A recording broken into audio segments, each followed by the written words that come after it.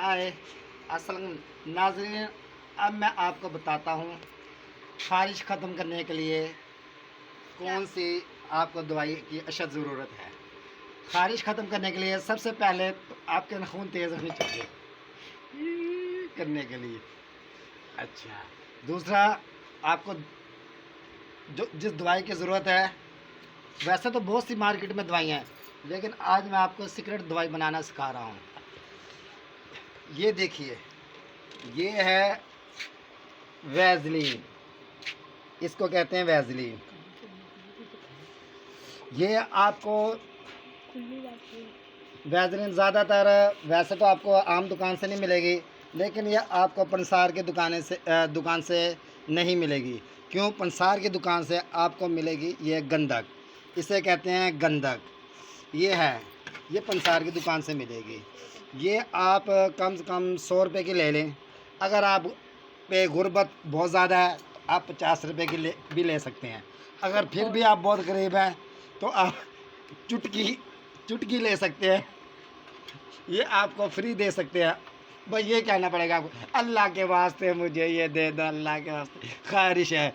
जब आप यूँ करेंगे ना, यूँ यूँ यूँ यूँ यूँ करेंगे ना, तो आपके वैसे फ्री में दे देंगे कि ये लीजिए। अच्छा, ये गंधक।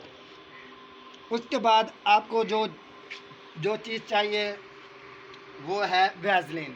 ये है वैज़लीन। ये आपको किसी भी बड़ी तेल वाली दुकान से मिल सकती है, जहाँ से आपको आंवला का तेल, सरसों का तेल और दूसरे तेल मिलते हैं, बड़ी दुकान, वहाँ से आपको ये वैज़लीन मिलेगी। ये वैज़लीन ज़्यादातर कनस्तर में होती है।